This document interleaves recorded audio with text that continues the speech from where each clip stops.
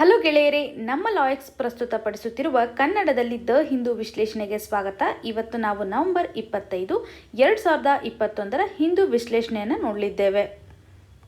ಇವತ್ತಿನ ಡಿಸ್ಕಷನ್ಗೂ ಮುಂಚೆ ಇರುವಂತಹ ಸ್ಮಾಲ್ ಅನೌನ್ಸ್ಮೆಂಟ್ ಅಂದರೆ ಲಾ ಎಕ್ಸಲೆನ್ಸ್ ವತಿಯಿಂದ UPSC ಪ್ರಿಪರೇಷನ್ಗೆ ರಿಲೇಟೆಡ್ ಇರುವಂತಹ ಒಂದು ವರ್ಕ್ಶಾಪನ್ನು 27 November 11 o'clock to 12 o'clock conduct ಮಾಡಲಾಗುತ್ತೆ.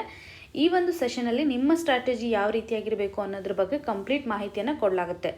ಒಂದು ವೇಳೆ ನೀವು ಈ ಪ್ರೋಗ್ರಾಮ್ಗೆ ಅಟೆಂಡ್ ಆಗ್ತೀನಿ ಅನ್ನುವಂಥ ಇಂಟೆನ್ಷನ್ ಇದ್ದರೆ QR ಕೋಡನ್ನು ಸ್ಕ್ಯಾನ್ ಮಾಡಿ ನೀವು ಡೈರೆಕ್ಟಾಗಿ ರಿಜಿಸ್ಟ್ರೇಷನನ್ನು ಮಾಡ್ಕೋಬೋದು, ಅಥವಾ ಇಲ್ಲಿ ಕೊಟ್ಟಿರುವಂತಹ ಕಾಂಟ್ಯಾಕ್ಟ್ಗೆ ಕಾಲ್ ಮಾಡಿದರೆ ಹೆಚ್ಚಿನ ಇನ್ಫಾರ್ಮೇಷನನ್ನು ಪಡ್ಕೋಬಹುದು. ಇವತ್ತಿನ ಡಿಸ್ಕಷನ್ಗೆ ತೆಗೆದುಕೊಂಡಿರುವಂತಹ ಮೊದಲನೇ ಆರ್ಟಿಕಲ್ ಏನಿದೆ, more hospital births but limited gain in childhood nutrition NFHS. ಈ ಆರ್ಟಿಕಲನ್ನು ನಾವು ಸಿಲೆಬಸಲ್ಲಿ GS ಪೇಪರ್ 2 ನಡಿನಲ್ಲಿ ಗವರ್ನೆನ್ಸ್ ಮತ್ತು ಸೋಷಿಯಲ್ ಜಸ್ಟಿಸ್ನಲ್ಲಿ health, poverty, gender related issues ಇರ್ಬೋದು, ಅಥವಾ issues relating to the woman, ಈ ರೀತಿಯಾದಂಥ ಹಲವಾರು ಸಬ್ ಟಾಪಿಕ್ ನಡಿನಲ್ಲಿ ಇದನ್ನು ನಾವು ಕನ್ಸಿಡರ್ ಮಾಡ್ಕೋಬೋದು. ಸೊ ಈ ಒಂದು ಆರ್ಟಿಕಲ್ನ ಕಂಟೆಕ್ಸ್ಟ್ ಯಾವ ರೀತಿಯಾಗಿದೆ ಅಂದರೆ, national family health survey 5 ministry of health and family welfare ಅವರು ರಿಲೀಸ್ ಮಾಡಿದ್ದಾರೆ. ಸೊ ಈ ನಿಟ್ಟಿನಲ್ಲಿ ಕೆಲವೊಂದು ಫ್ಯಾಕ್ಚುಯಲ್ ಇನ್ಫಾರ್ಮೇಷನ್ಗಳು ನಮಗೆ ಮೇನ್ಸ್ ಎಕ್ಸಾಮಿನೇಷನಲ್ಲಿ ಆನ್ಸರ್ ರೈಟಿಂಗ್ ಬರೆಯೋದ್ರಲ್ಲಿ ಹೆಲ್ಪ್ ಆಗುತ್ತೆ. ಫಾರ್ ಎಕ್ಸಾಂಪಲ್, ಇವಾಗ ಚೈಲ್ಡ್ ರಿಲೇಟೆಡ್ ಇಶ್ಯೂಸ್ ಏನಾದರೂ ಕೇಳಿರ್ಬೋದು, ಅಥವಾ ವುಮನ್ ರಿಲೇಟೆಡ್ ಇಶ್ಯೂಸ್ ಕೇಳಿದಾಗ ಇದು ನ್ಯಾಷನಲ್ ಲೆವೆಲ್ ರಿಪೋರ್ಟ್ ಇರೋದ್ರಿಂದ ಇದರ ಇನ್ಫಾರ್ಮೇಷನ್ಗಳನ್ನು ನಾವು ಅಲ್ಲಿ ಮೆನ್ಷನ್ ಮಾಡ್ಬೋದಾಗಿದೆ. ಇನ್ನು ಪ್ರಿಲಿಮ್ಸ್ ಎಕ್ಸಾಮಿನೇಷನ್ ಪರ್ಸ್ಪೆಕ್ಟಿವಲ್ಲಿ ನ್ಯಾಷನಲ್ ಫ್ಯಾಮಿಲಿ ಹೆಲ್ತ್ ಸರ್ವೆಯನ್ನು ಯಾರು ರಿಲೀಸ್ ಮಾಡ್ತಾರೆ ಅಂದರೆ ಯಾವ ಮಿನಿಸ್ಟ್ರಿ ಅಂಡರಲ್ಲಿ ಇದು ಬರುತ್ತೆ, ಜೊತೆಗೆ ನ್ಯಾಷನಲ್ ಫ್ಯಾಮಿಲಿ ಹೆಲ್ತ್ ಸರ್ವೆ ನಡಿನಲ್ಲಿ ಕವರ್ ಮಾಡಿರುವಂಥ ಡೈಮೆನ್ಷನ್ಸ್ಗಳು ಯಾವುವು ಅಂದರೆ ಫ್ಯಾಮಿಲಿ ರಿಲೇಟೆಡ್ ಇಶ್ಯೂಸ್ಗಳನ್ನು ಇವರು ಕವರ್ ಮಾಡ್ತಾರೆ. ಸೊ ಯಾವ್ಯಾವ ಇರ್ಬೋದು, ಒಂದು ಪ್ರೀ ಸ್ಕೂಲ್ ಎಜುಕೇಷನ್ ಇರ್ಬೋದು, ಅಥವಾ ಡೆತ್ ರಿಜಿಸ್ಟ್ರೇಷನ್ ಬಗ್ಗೆ ಮಾತಾಡ್ತಾರೆ, ಟಾಯ್ಲೆಟ್ ಫೆಸಿಲಿಟಿ ಯಾವ ರೀತಿಯಾಗಿದೆ, ಸೊ ಅಂದರೆ ಟಾಯ್ಲೆಟ್ಗೆ ಎಕ್ಸಸ್ ಇರುವಂಥ ಸಿಚುವೇಶನ್ ಅಥವಾ ಡೇಟಾಗಳನ್ನು ಕನೆಕ್ಟ್ ಮಾಡ್ತಾರೆ. ಇನ್ನು ಬಾತಿಂಗ್ ಪ್ರಾಕ್ಟೀಸಸ್ ಯಾವ ರೀತಿಯಾಗಿದೆ, ಈ ರೀತಿಯಾಗಿ ಹಲವಾರು ಡೈಮೆನ್ಷನ್ಸ್ಗಳನ್ನು ಫ್ಯಾಮಿಲಿಗೆ ರಿಲೇಟೆಡ್ ಇರುವಂತೆ ಕವರ್ ಮಾಡ್ತಾರೆ. ಸೊ ಇದು ನಮಗೆ ಪ್ರಿಲಿಮಿನರಿ ಎಕ್ಸಾಮಿನೇಷನಲ್ಲಿ ಇಂಪಾರ್ಟೆಂಟ್ ಆಗುತ್ತೆ. ಸೊ ಈ ಒಂದು ಆರ್ಟಿಕಲ್ನ ಕೀ ಹೈಲೈಟ್ಸನ್ನು ನೋಡಿದಾಗ, ನ್ಯಾಷನಲ್ ಫ್ಯಾಮಿಲಿ ಹೆಲ್ತ್ ಸರ್ವೆ 4 2014 ಹಾಗೂ 15 ರಿಲೀಸ್ ಮಾಡಲಾಗಿತ್ತು. 5th ರಿಪೋರ್ಟನ್ನು 2019 ಕೊಡಬೇಕಿತ್ತು, ಆದರೆ ಪ್ಯಾಂಡಮಿಕ್ನಿಂದಾಗಿ ಎಕ್ಸ್ಟೆಂಡ್ ಮಾಡಲಾಯಿತು. ಸೊ ಈ ಒಂದು ರಿಪೋರ್ಟಲ್ಲಿ ಚೈಲ್ಡ್ ಬರ್ತ್ನ ವಿಷಯವಾಗಿರುವಂಥ ಇನ್ಫಾರ್ಮೇಷನ್ ಅಂತಂದರೆ, ಇನ್ಸ್ಟಿಟ್ಯೂಷನಲ್ ಡೆಲಿವರಿ ಅಂದರೆ ಹಾಸ್ಪಿಟಲಲ್ಲಿ ಬರ್ತ್ ಆಗುವಂಥ ಮಕ್ಕಳ ಒಂದು ಪರ್ಸೆಂಟೇಜ್ ಏನಿದೆಯಲ್ಲ 8%ಗೆ ಇನ್ಕ್ರೀಸ್ ಆಗಿದೆ. ಸೊ ಇನ್ಸ್ಟಿಟ್ಯೂಷನಲ್ ಬರ್ತ್ ಅನ್ನೋದು 8%ಗೆ ಇನ್ಕ್ರೀಸ್ ಆಗಿದೆ. ಹಾಗೂ ಹುಟ್ಟಿರುವಂಥ ಮಕ್ಕಳ ಒಂದು ಸ್ಟಂಟಿಂಗ್ ಹಾಗೂ ವೇಸ್ಟಿಂಗ್ನ ರಿಪೋರ್ಟ್ ನೋಡಿದಾಗ 3%ಗೆ ಡಿಕ್ರೀಸ್ ಆಗಿದೆ ಅನ್ನುವಂಥ ರಿಪೋರ್ಟ್ 2014 ಮತ್ತು 15 ಕಂಪೇರ್ ಮಾಡಿದಾಗ. ಸ್ಟಂಟಿಂಗ್ ಅಂದರೆ ಏನು, ವೇಸ್ಟಿಂಗ್ ಅಂದರೆ ಏನು ಅಂತ ನೋಡೋಣ. ಸ್ಟಂಟಿಂಗ್ ಅಂತಂದರೆ ಮಗುವಿನ ಏಜ್ನ ಪ್ರಕಾರ ಅದರ ಹೈಟ್ ಇರಬೇಕು, ಎಷ್ಟು ಹೈಟ್ ಇರುತ್ತಲ್ಲ ಅದರ ಪ್ರಕಾರ ವೇಟ್ ಇರಬೇಕು. ಸೊ ಇವೆರಡೂ ಡೈಮೆನ್ಷನ್ಸನ್ನು ಕವರ್ ಮಾಡಲಾಗುತ್ತೆ ರಿಪೋರ್ಟನ್ನು ರೆಡಿ ಮಾಡುವಾಗ. ಏಜು ಫ್ಯಾಕ್ಟರ್ ಆಗುತ್ತೆ, ಹೈಟ್ ಫ್ಯಾಕ್ಟರ್ ಆಗುತ್ತೆ, ವೇಟ್ ಆಗುತ್ತೆ. ಸೊ ಈ ರೀತಿಯಾಗಿ ಎಲ್ಲ ಮೇಜರ್ಸ್ಗಳನ್ನು ತಗೊಂಡು ಮಕ್ಕಳಲ್ಲಿ ಸ್ಟಂಟಿಂಗ್ ರಿಪೋರ್ಟನ್ನು ಮತ್ತು ವೇಸ್ಟಿಂಗ್ ರಿಪೋರ್ಟನ್ನು ರೆಡಿ ಮಾಡಲಾಗುತ್ತೆ. ಇದರ ಜೊತೆಗೆ ಈ ಒಂದು ಸರ್ವೆನಲ್ಲಿ ಟೋಟಲ್ ಫರ್ಟಿಲಿಟಿ ರೇಟ್ನ ವಿಷಯವಾಗಿಯೂ ಇನ್ಫಾರ್ಮೇಷನ್ ನೋಡೋದಾದರೆ, 2014-15 2.2 ಇರುವಂಥ ಟೋಟಲ್ ಫರ್ಟಿಲಿಟಿ ರೇಟ್ ಈ ವರ್ಷ 2.0ಗೆ ಬಂದಿದೆ. ಸೊ ಅಂದರೆ ಟೋಟಲ್ ಫರ್ಟಿಲಿಟಿ ರೇಟನ್ನು ಯಾವ ರೀತಿ ಕನ್ಸಿಡರ್ ಮಾಡ್ತಾರೆ, ಒಬ್ಬ ಮಹಿಳೆ ಒಂದು ರಿಪ್ರೊಡಕ್ಟಿವ್ ಏಜಲ್ಲಿ, ಸೊ ತನ್ನ ಒಂದು ಲೈಫ್ ಟೈಮಲ್ಲಿ ಎಷ್ಟು ಮಕ್ಕಳಿಗೆ ಬರ್ತ್ ಕೊಡ್ತಾರೆ ಅನ್ನುವಂಥ ಒಂದು ರೇಟನ್ನು ಟೋಟಲ್ ಫರ್ಟಿಲಿಟಿ ರೇಟ್ ಅಂತ ಕನ್ಸಿಡರ್ ಮಾಡ್ತಾರೆ. ಸೊ 2014 2.2 ಇರೋದು ಡಿಕ್ರೀಸ್ ಆಗಿ 2.0ಗೆ ಬಂದಿದೆ. ಮತ್ತು ಸರ್ವೆಯಲ್ಲಿ ಮೆನ್ಷನ್ ಮಾಡಿರುವಂಥ ಪ್ರಕಾರ ಅರ್ಬನ್ನಲ್ಲಿರುವಂಥ TFR ರೇಟು 1.6 ಇದೆ, ಹಾಗೂ ರೂರಲಲ್ಲಿ ನಾವು 2.1 ನೋಡ್ತಾ ಇದ್ದೀವಿ. ಸೊ ಎವರೇಜ್ ಕನ್ಸಿಡರ್ ಮಾಡಿ 2.0 ಅಂತ ಕನ್ಸಿಡರ್ ಮಾಡಲಾಗುತ್ತೆ. ಹಾಗೂ ಯುನೈಟೆಡ್ ನೇಷನ್ಸ್ ಪಾಪ್ಯುಲೇಷನ್ ಡಿವಿಷನ್ ಅವರ ಪ್ರಕಾರ ಟೋಟಲ್ ಫರ್ಟಿಲಿಟಿ ರೇಟ್ ಅನ್ನುವಂಥದ್ದು 2.1 ಇದೇ ಥರ ಕಂಟಿನ್ಯೂ ಆದರೆ, ಲಾಂಗ್ ಟರ್ಮಲ್ಲಿ ಕಂಟಿನ್ಯೂ ಆದರೆ, ಈ ಒಂದು ರೇಟನ್ನು ನಾವು ರಿಪ್ಲೇಸ್ಮೆಂಟ್ ಲೆವೆಲ್ ಆಫ್ ಫರ್ಟಿಲಿಟಿ ಅಂತ ಕನ್ಸಿಡರ್ ಮಾಡ್ತಾರೆ. ಯಾವ ರೀತಿಯಾಗಿ ರಿಪ್ಲೇಸ್ಮೆಂಟ್ ಲೆವೆಲ್ ಅಂತಂದರೆ, ಒಂದು ಜನರೇಷನಲ್ಲಿರುವಂಥ ಪಾಪ್ಯುಲೇಷನ್ ರೇಟ್ ಏನಿದೆಯಲ್ಲ, ಅಥವಾ ಎಷ್ಟು ಜನಸಂಖ್ಯೆ ಇದೆಯಲ್ಲ, ಸೇಮ್ ಜನಸಂಖ್ಯೆಯನ್ನು ನೆಕ್ಸ್ಟ್ ಜನ್ರೇಷನ್ಗೆ ಶಿಫ್ಟ್ ಆಗೋದು. ಸೇಮ್ ಪಾಪ್ಯುಲೇಷನ್ ಸೈಜ್ ಏನಿರುತ್ತಲ್ಲ, ಸೇಮ್ ಟು ಸೇಮ್ ನೆಕ್ಸ್ಟ್ ಜನ್ರೇಷನ್ಗೆ ಬರುವಂಥದ್ದನ್ನು ನಾವು ರಿಪ್ಲೇಸ್ಮೆಂಟ್ ಲೆವೆಲ್ ಆಫ್ ಫರ್ಟಿಲಿಟಿ ಅಂತ ಕನ್ಸಿಡರ್ ಮಾಡಲಾಗುತ್ತೆ. ಲಾಂಗ್ ಟರ್ಮಲ್ಲಿ ಇದೇ ರೀತಿ ಆದರೆ ಎಕ್ಸಾಕ್ಟ್ ಕಾಪಿಯನ್ನು ಅಥವಾ ಎಕ್ಸಾಕ್ಟ್ ನಂಬರನ್ನು ನಾವು ನೆಕ್ಸ್ಟ್ ಜನ್ರೇಷನಲ್ಲಿ ನೋಡ್ತೀವಿ ಅನ್ನುವಂಥ ಒಂದು ಕಮೆಂಟನ್ನು ಅಥವಾ ಒಂದು ಸ್ಟೇಟ್ಮೆಂಟನ್ನು ನಾವು ಇಲ್ಲಿ ನೋಡ್ಬೋದು. ಸೊ ಈ ಒಂದು ಸರ್ವೆಯಲ್ಲಿ ಮೆನ್ಷನ್ ಮಾಡಿರುವಂಥ total fertility rate, stunting wasting rate ಮತ್ತು ಇನ್ಸ್ಟಿಟ್ಯೂಷನಲ್ ಬರ್ತ್ ರೇಟ್ ಇವನ್ನೆಲ್ಲ ನೀವು ಆನ್ಸರಲ್ಲಿ ಯುಟಿಲೈಸ್ ಮಾಡ್ಕೋಬೋದು. ಕೆಲವೊಂದು ಸರ್ತಿ ನಿಮಗೆ KPSC ಎಕ್ಸಾಮಿನೇಷನಲ್ಲಿ ಇನ್ಫಾರ್ಮೇಷನು ಸಹ ಡೈರೆಕ್ಟಾಗಿ ಕೇಳುವಂಥ ಚಾನ್ಸಸ್ ಇರುತ್ತೆ. ಸೊ ಈ ಒಂದು ಸರ್ವೆ ರಿಪೋರ್ಟು ನಮಗೆ ತುಂಬ ಇಂಪಾರ್ಟೆಂಟ್ ಇರೋದ್ರಿಂದ ಎಡಿಟೋರಿಯಲಲ್ಲಿ ಆರ್ಟಿಕಲ್ ಪಕ್ಕ ಬಂದೇ ಬರುತ್ತೆ. ಅದರಲ್ಲಿ ನಿಮಗೆ ಮಾಲ್ ನ್ಯೂಟ್ರಿಷನ್ ತೊಂದರೆಗಳು ಯಾವಿದಾವೆ, ಅಂದರೆ ನಮ್ಮ ದೇಶದಲ್ಲಿ ಏನು ಚಾಲೆಂಜಸ್ ಇದ್ದಾವೆ, ಯಾವ ರೀತಿಯಾಗಿ ನಾವು ಅದನ್ನು ಟ್ಯಾಕಲ್ ಮಾಡಬೇಕು, ಕೆಲವೊಂದು ರಿಪೋರ್ಟ್ಸ್ಗಳನ್ನು ಎಕ್ಸ್ಟೆಂಡ್ ಆಗಿ ಅದರಲ್ಲಿ ಮೆನ್ಷನ್ ಮಾಡೇ ಮಾಡ್ತಾರೆ. ಸ್ಟೇಟ್ ಲೆವೆಲಲ್ಲಿ ಪರ್ಫಾರ್ಮೆನ್ಸನ್ನು ಸಹ ಕೊಡಬಹುದು. ಸೊ ಆವಾಗ ನಾವು ಈ ಒಂದು ಆರ್ಟಿಕಲ್ಗೆ ಬೇಕಾಗಿರುವಂಥ ಎಡಿಷನಲ್ ಇನ್ಫಾರ್ಮೇಷನ್ಗಳನ್ನು ಮತ್ತೆ ಆ್ಯಡ್ ಮಾಡ್ತಾ ಹೋಗೋಣ. ಸೊ ಈ ಒಂದು ಆರ್ಟಿಕಲಿಂದ ನಮಗೆ ಇಷ್ಟು ಇನ್ಫಾರ್ಮೇಷನ್ನು ಸಾಕಾಗುತ್ತೆ. ಸೊ ಯಾರು ರಿಪೋರ್ಟನ್ನು ರಿಲೀಸ್ ಮಾಡ್ತಾರೆ ಅನ್ನುವಂಥದ್ದನ್ನು ಸಹ ನೀವು ಇಂಪಾರ್ಟೆಂಟ್ ಆಗಿ ಅರ್ಥ ಮಾಡ್ಕೋಬೇಕಾಗಿರುವಂಥದ್ದು. ಇನ್ನು ಮುಂದಿನ article, local militants feeling the heat in valley. ಈ ಆರ್ಟಿಕಲನ್ನು GS ಪೇಪರ್ 3 ನಡಿನಲ್ಲಿ ಸೆಕ್ಯೂರಿಟಿ ವಿಷಯವಾಗಿ ಕನ್ಸಿಡರ್ ಮಾಡಬಹುದು. ಈ ಒಂದು ಆರ್ಟಿಕಲ್ನ ಕಂಟೆಕ್ಸ್ಟನ್ನು ನೋಡಿದಾಗ ಕಾಶ್ಮೀರದಲ್ಲಿರುವಂಥ ಟೆರರ್ ಅಟ್ಯಾಕ್ಗಳ ನಂಬರ್ ಇನ್ಕ್ರೀಸ್ ಆಗ್ತಾ ಇದೆ. ಸೊ ಈ ಒಂದು ನಂಬರ್ ರೈಸ್ನ ವಿಷಯವಾಗಿ CRPF ಅವರು ಮೆನ್ಷನ್ ಮಾಡಿರುವಂತಹ ಕೆಲವು ಡೇಟಾಗಳನ್ನು ಈ ಒಂದು ಆರ್ಟಿಕಲಲ್ಲಿ ನಾವು ನೋಡ್ಬೋದಾಗಿದೆ. ಸೊ ಈ ಒಂದು ಡೇಟಾದ ಹೈಲೈಟ್ನ ಪ್ರಕಾರ ಈ ವರ್ಷ ಕಿಲ್ ಮಾಡಿರುವಂಥ ಟೆರರಿಸ್ಟ್ಗಳಲ್ಲಿ 80% ಟೆರರಿಸ್ಟ್ಗಳು ಕಾಶ್ಮೀರ್ ವ್ಯಾಲಿನಲ್ಲಿರುವಂಥ ಲೋಕಲ್ಸ್ಗಳು, ಅಂದರೆ ಕಾಶ್ಮೀರ್ ವ್ಯಾಲಿನಲ್ಲೇ ಇರುವಂಥ ಜನರಲ್ಲೇ ಟೆರರಿಸ್ಟ್ ಆಗಿ ಕನ್ವರ್ಟ್ ಆಗಿದ್ದಾರೆ ಅನ್ನುವಂಥ ಒಂದು ಡೇಟಾ. ಮತ್ತು ಟೆರರಿಸ್ಟ್ಗಳನ್ನು ಕಿಲ್ ಮಾಡುವಂತಹ ನಂಬರು ಲಾಸ್ಟ್ ಇಯರ್ ಕಂಪೇರ್ ಮಾಡಿದರೆ ಈ ವರ್ಷ ಕಡಿಮೆ ಆಗಿದೆ.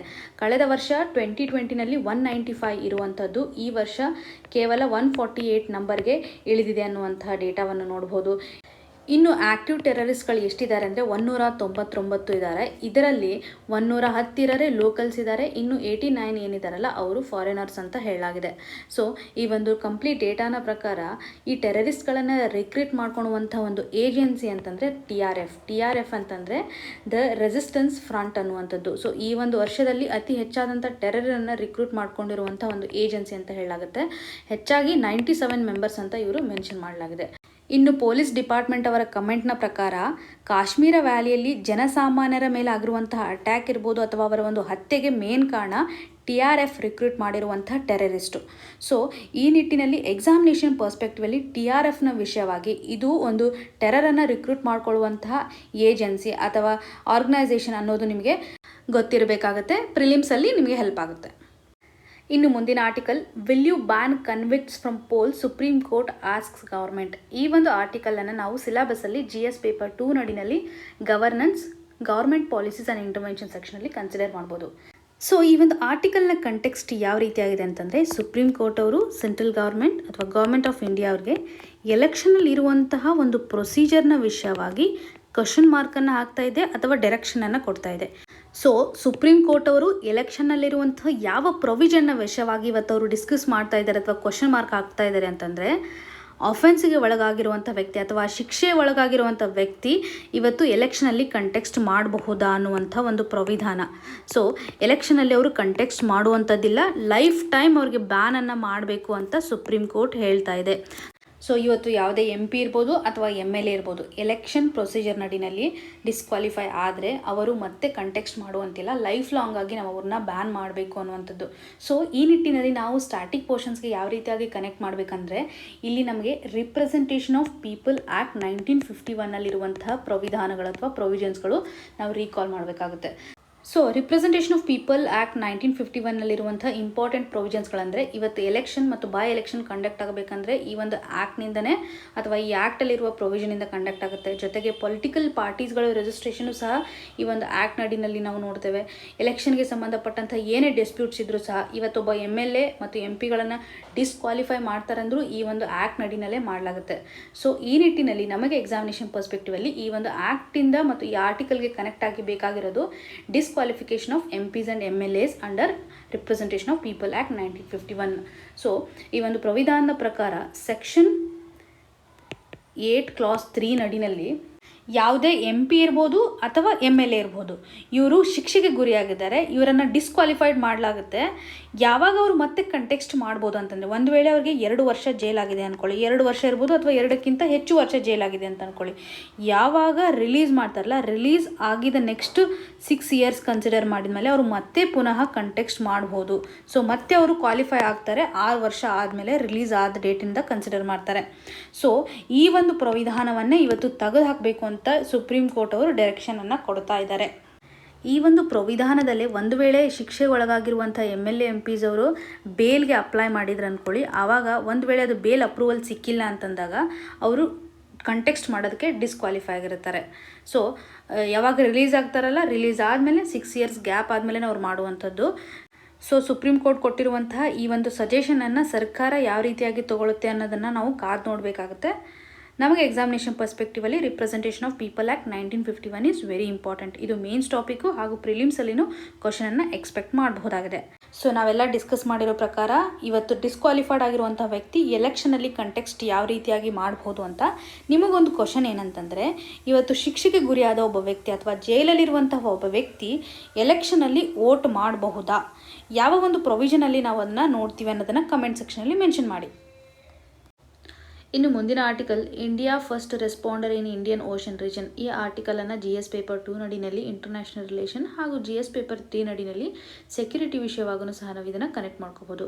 ಸೊ ಈ ಒಂದು ಆರ್ಟಿಕಲಲ್ಲಿ ಕವರ್ ಮಾಡಬೇಕಾಗಿರುವಂತಹ ಇಂಪಾರ್ಟೆಂಟ್ ಡೈಮೆನ್ಷನ್ಸ್ ಅಂದರೆ, ಇಂಡಿಯನ್ ಓಷನ್ ರೀಜನಲ್ಲಿ ಯಾವುದೇ ರೀತಿಯಾದಂಥ ಹ್ಯುಮ್ಯಾನಿಟೇರಿಯನ್ ಕ್ರೈಸಿಸ್ ಆದರೂ ಸಹ ಫಸ್ಟ್ ರೆಸ್ಪಾಂಡ್ ಮಾಡುವಂಥವ್ರು ಇವತ್ತು ಇಂಡಿಯನ್ ನೇವಿಯವರು. ಸೊ ಈ ನಿಟ್ಟಿನಲ್ಲಿ ಯಾವುದೇ ಪ್ರಾಬ್ಲಮ್ ಇರ್ಬೋದು ಹ್ಯುಮ್ಯಾನಿಟೇರಿಯನ್ ಕ್ರೈಸಿಸಲ್ಲಿ ಇವರ ಒಂದು ಕಾಂಟ್ರಿಬ್ಯೂಷನ್ ಯಾವ ರೀತಿಯಾಗಿದೆ ಅಂತಂದರೆ, ಹ್ಯುಮ್ಯಾನಿಟೇರಿಯನ್ ಏಡ್ ಮತ್ತು ಡಿಸಾಸ್ಟರ್ ರಿಲೀಫನ್ನು ಎಕ್ಸಸೈಸ್ ಮಾಡುವಂಥವ್ರು ರೆಗ್ಯುಲರ್ಲಿ ಇಂಡಿಯನ್ ನೇವಿಯವರು.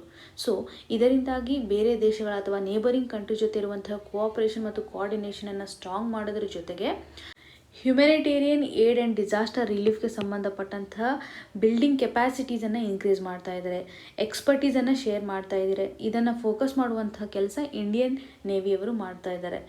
ಸೊ ಈ ರೀತಿಯಾಗಿ ಇಂಡಿಯನ್ ಓಷನ್ ರೀಜನ್ನಲ್ಲಿ ಇಂಡಿಯಾ ನೇವಿಯವರ ಒಂದು ಪೊಸಿಷನ್ ಸ್ಟ್ರಾಂಗ್ ಆಗಿದೆ ಅಂತ ಹೇಳಲು ಕೆಲವೊಂದು ಎಕ್ಸಾಂಪಲ್ಸನ್ನು ಸಹ ನಾವು ಸಪೋರ್ಟ್ ಮಾಡುವಾಗ ಹೇಳ್ಬೋದು. ಸೊ HADR ಮಿಷನ್ ಅಡಿನಲ್ಲಿ ಕೆಲವೊಂದು ಪ್ರೋಗ್ರಾಮ್ಸ್ಗಳಂತಂದರೆ 2015 ಆಪರೇಷನ್ ರಾಹತನ್ನು ಕಂಡಕ್ಟ್ ಮಾಡಲಾಗಿತ್ತು. ಇನ್ನು 2016 ಆಗಿರುವಂಥ ಸೈಕ್ಲಾನ್ಗೂ ಸಹ ಇದ್ದಾಗ HADR ಮಿಷನ್ನೇ ಸಪೋರ್ಟ್ ಮಾಡುತ್ತೆ. ಇಂಡೋನೇಷ್ಯಾನಲ್ಲಿ ಕ್ವೇಕ್ ಅನ್ನುವಂಥ ಒಂದು ಪ್ರೋಗ್ರಾಮ್ 2019 ಹಾಗೂ 2020 ಮದಗಾಸ್ಕರಲ್ಲಿ ನಡೀತಕ್ಕಂಥ ಫ್ಲಡ್ಡಿಂಗ್ ಸಿಚುವೇಶನ್ ಅಥವಾ ಲ್ಯಾಂಡ್ ಸ್ಲಿಪ್ಸ್ಗೂ ಸಹ ಸಪೋರ್ಟ್ ಮಾಡಿರುವಂಥದ್ದು ಇಂಡಿಯನ್ ನೇವಿಯವರು ಅಥವಾ ಈ ಒಂದು ಮಿಷನ್ ಅಡಿನಲ್ಲಿ ಕಂಡಕ್ಟ್ ಮಾಡಲಾಗುತ್ತೆ. ಸೊ ಈ ನಿಟ್ಟಿನಲ್ಲಿ ನಮ್ಮ ಒಂದು ಕೋಆಪರೇಷನ್ ಇಂಡಿಯನ್ ಓಷನ್ ರೀಜನಲ್ಲಿ ಅತಿ ಹೆಚ್ಚಾಗಿದೆ ಅನ್ನುವಂಥದ್ದು. ಸೊ ಯಾವುದೇ ಒಂದು ನ್ಯಾಚುರಲ್ ಡಿಸಾಸ್ಟರ್ ಆದಾಗ ಅಲ್ಲಿ ಫಸ್ಟ್ ಇರುವರು ಇಂಡಿಯನ್ ನೇವಿಯವರು. ಸೊ ಈ ಒಂದು ಆರ್ಟಿಕಲ್ನಲ್ಲಿರುವಂತಹ ಡೈಮೆನ್ಷನ್ಸನ್ನು ನಾವು ಇಂಟರ್ನ್ಯಾಷನಲ್ ರಿಲೇಷನಲ್ಲಿ ನೇಬರಿಂಗ್ ಕಂಟ್ರೀಸ್ ಇರ್ಬೋದು ಅಥವಾ ಇಂಟರ್ನ್ಯಾಷನಲ್ ಕೋಆಪರೇಷನ್ ವಿಷಯವಾಗಿ ಪಾಸಿಟಿವ್ಸ್ ಡೈಮೆನ್ಷನ್ಸ್ ಆಗಿ ಕನ್ಸಿಡರ್ ಮಾಡಬಹುದಾಗಿದೆ. ಇನ್ನು ಪ್ರಿಲಿಮ್ಸ್ ಪರ್ಸ್ಪೆಕ್ಟಿವಲ್ಲಿ ನೋಡೋದಾದರೆ HADR ಮಿಷನ್ ಅಡಿನಲ್ಲಿ ಕಂಡಕ್ಟ್ ಮಾಡಿರುವಂತಹ ಆಪರೇಷನ್ ರಾಹತ್ ಯಾವ ದೇಶದ ಜೊತೆ, ಸೈಕ್ಲೋನ್ ಇಡಾಯ್ ಅನ್ನುವಂಥದ್ದು ಯಾವ ದೇಶಕ್ಕೆ ಕನೆಕ್ಟ್ ಇರುವಂತಹ ಪ್ರೋಗ್ರಾಮು, ಈ ರೀತಿಯಾಗಿ ದೇಶಕ್ಕೆ ಕನೆಕ್ಟ್ ಮಾಡಿರುವಂತಹ ಪ್ರೋಗ್ರಾಮನ್ನು ಮ್ಯಾಚ್ ದ ಫಾಲೋಯಿಂಗಲ್ಲಿ ಕೇಳುವಂಥ ಚಾನ್ಸಸ್ ಇರುತ್ತೆ. ಸೊ ಸಿಂಗಲ್ ಸ್ಟೇಟ್ಮೆಂಟ್ ಬೇಸ್ಡ್ ಮೇಲೂ ಕ್ವಶನ್ಸನ್ನು ರೈಸ್ ಮಾಡ್ಬೋದು. ಸೊ ಈ ನಿಟ್ಟಿನಲ್ಲಿ ಈ ಒಂದು ಆರ್ಟಿಕಲ್ ಬಗ್ಗೆ ಇಷ್ಟು ಇನ್ಫಾರ್ಮೇಷನ್ ನಮಗೆ ತಿಳಿದಿರಬೇಕು. ಇನ್ನು ಮುಂದಿನ article, NITI Aayog for full stack digital banking. ಈ ಆರ್ಟಿಕಲನ್ನು ಸಿಲೆಬಸಲ್ಲಿ GS ಪೇಪರ್ 3ನಲ್ಲಿ ಬ್ಯಾಂಕಿಂಗ್ ಸೆಕ್ಟರ್ ಹಾಗೂ mobilisation of resources and growth development ನಡಿನಲ್ಲಿ ಕನ್ಸಿಡರ್ ಮಾಡ್ಬೋದು. ಸೊ ಈ ಒಂದು ಆರ್ಟಿಕಲ್ನ ಕಂಟೆಕ್ಸ್ಟನ್ನು ನೋಡಿದಾಗ ನೀತಿ ಆಯೋಗ್ ಅವರು ಡಿಜಿಟಲ್ ಬ್ಯಾಂಕನ್ನು ಸೆಟಪ್ ಮಾಡಬೇಕು ಅನ್ನುವಂಥ ಒಂದು ಪ್ರಪೋಸಲನ್ನು ನೀಡಿದ್ದಾರೆ. ಸೊ ಡಿಜಿಟಲ್ ಬ್ಯಾಂಕ್ಸ್ಗಳನ್ನು ಬ್ಯಾಂಕಿಂಗ್ ರೆಗ್ಯುಲೇಷನ್ ಆ್ಯಕ್ಟ್ 1949 ಅಡಿನಲ್ಲಿ ಎಸ್ಟಾಬ್ಲಿಷ್ಮೆಂಟ್ ಮಾಡಲಾಗುತ್ತೆ. ಹಾಗೂ ನೀತಿ ಆಯೋಗ ಅವರು ರೆಕಮೆಂಡೇಶನ್ ಮಾಡಿರೋ ಪ್ರಕಾರ ಈ ಒಂದು ಎಸ್ಟಾಬ್ಲಿಷ್ಮೆಂಟ್ 2 ಸ್ಟೇಜ್ ಅಪ್ರೋಚನ್ನು ಹೊಂದಬೇಕು ಅಂತ. 2 ಸ್ಟೇಜ್ ಅಪ್ರೋಚ್ಮೆಂಟಲ್ಲಿ ಮೊದಲೇ ಅಪ್ರೋಚ್ಮೆಂಟ್ ಯಾವ ರೀತಿ, ಡಿಜಿಟಲ್ ಬಿಸ್ನೆಸ್ ಬ್ಯಾಂಕ್ಗಳಿಗೆ ಲೈಸೆನ್ಸನ್ನು ಕೊಡಬೇಕು. ಈ ಲೈಸೆನ್ಸ್ ಕೊಡುವಂಥ ಕೆಲಸವನ್ನು ಮಾಡ್ತಾ ಇರೋದು RBI. ಸೊ RBI ಅವರ ಒಂದು ಗೈಡ್ಲೈನ್ಸ್ ಆಧಾರದ ಮೇಲೆ ಎಷ್ಟು ಕ್ಯಾಪಿಟಲ್ ಇರಬೇಕು, ಎಷ್ಟು ಟ್ರಾನ್ಸಾಕ್ಷನ್ ಇರಬೇಕು ಅಂತ ಕಂಪ್ಲೀಟ್ ರೆಕಮೆಂಡೇಶನ್ ಮೇಲೆ ಡಿಜಿಟಲ್ ಬಿಸ್ನೆಸ್ ಬ್ಯಾಂಕನ್ನು ಸೆಟಪ್ ಮಾಡಲಾಗುತ್ತೆ ಅಥವಾ ಲೈಸೆನ್ಸನ್ನೇ ಕೊಡಲಾಗುತ್ತೆ. ನಂತರ ಈ ಒಂದು ಡಿಜಿಟಲ್ ಬಿಸ್ನೆಸ್ ಬ್ಯಾಂಕ್ನಿಂದಾಗಿರುವಂಥ ಎಕ್ಸ್ಪೀರಿಯನ್ಸನ್ನು ಪಾಲಿಸಿ ಮೇಕರ್ಸು ಮತ್ತು ರೆಗ್ಯುಲೇಟರ್ಸು ಅಬ್ಸರ್ವ್ ಮಾಡಿ ಆ ಒಂದು ಎಕ್ಸ್ಪೀರಿಯನ್ಸಿಂದ ನಾವು ಇವತ್ತು ಡಿಜಿಟಲ್ ಬ್ಯಾಂಕನ್ನು ಯೂನಿವರ್ಸಲೈಸೇಷನ್ ಮಾಡ್ತಾ ಇದ್ದೀವಿ. ಕಂಪ್ಲೀಟಾಗಿ ಡೆಪಾಸಿಟಿಂಗ್ ಆಗೋದು, ಲೋನ್ ಆಗೋದು, ಪ್ರತಿಯೊಂದು ಸರ್ವಿಸ್ಗಳನ್ನು ಡಿಜಿಟಲ್ ಲೆವೆಲಲ್ಲಿ ಆನ್ಲೈನ್ ಕಂಪ್ಲೀಟ್ ಬ್ಯಾಂಕೇ ಈ ಒಂದು ಸರ್ವಿಸನ್ನು ಕೊಡುವಂಥ ಅಥವಾ ಯೂನಿವರ್ಸಲೈಸೇಷನ್ ಲೈಸೆನ್ಸನ್ನು ಸೆಕೆಂಡ್ ಅಪ್ರೋಚಲ್ಲಿ ಕೊಡಲಾಗುತ್ತೆ. ಸೊ ಡಿಜಿಟಲ್ ಬ್ಯಾಂಕ್ಸ್ಗಳನ್ನು ಸೆಟಪ್ ಮಾಡುವಂಥ ಇನಿಷಿಯೇಟಿವ್ನ ಮೇನ್ ಇಂಪಾರ್ಟೆನ್ಸ್ ಅಂತಂದರೆ ಫಿಸಿಕಲ್ ಬ್ಯಾಂಕ್ ಬ್ರಾಂಚ್ಗಳ ಮೇಲಿರುವಂಥ ಡಿಪೆಂಡೆನ್ಸಿಯನ್ನು ಕಡಿಮೆ ಮಾಡೋದಕ್ಕೋಸ್ಕರ, ಅದರಲ್ಲಿರುವಂತಹ ಚಾಲೆಂಜಸ್ಗಳನ್ನು ಫೇಸ್ ಮಾಡೋದಕ್ಕೋಸ್ಕರ ಹಲವಾರು ಸರ್ವಿಸ್ಗಳನ್ನು ನಾವು ಆನ್ಲೈನ್ ಮುಖಾಂತರ ಪಡ್ಕೋಬೋದು. ಈ ನಿಟ್ಟಿನಲ್ಲಿ ನೀತಿ ಆಯೋಗ ಅವರು ಕೊಟ್ಟಿರುವಂತಹ ರೆಕಮೆಂಡೇಷನ್ಸನ್ನು ನಾವು ನೋಡ್ಬೋದಾಗಿದೆ. ಇನ್ನು ಮುಂದಿನ article, supreme court imposes Delhi construction ban. ಈ ಆರ್ಟಿಕಲನ್ನು GS ಪೇಪರ್ 3 ನಡಿನಲ್ಲಿ ಎನ್ವಿರಾನ್ಮೆಂಟಲ್ ಸೆಕ್ಷನಲ್ಲಿ ಎನ್ವಿರಾನ್ಮೆಂಟಲ್ ಪೊಲ್ಯೂಷನ್ ಆ್ಯಂಡ್ ಡಿಗ್ರೇಡೇಷನಲ್ಲಿ ಕನೆಕ್ಟ್ ಮಾಡ್ಕೋಬೋದು. ಸೊ ಈ ಒಂದು ಆರ್ಟಿಕಲ್ನ ಕಂಟೆಕ್ಸ್ಟನ್ನು ನೋಡಿದಾಗ ಡೆಲ್ಲಿಯಲ್ಲಿರುವಂತಹ ಏರ್ ಕ್ವಾಲಿಟಿಯ ಕಂಡೀಷನ್ನು ಹದಗೆಡ್ತಾ ಇದೆ.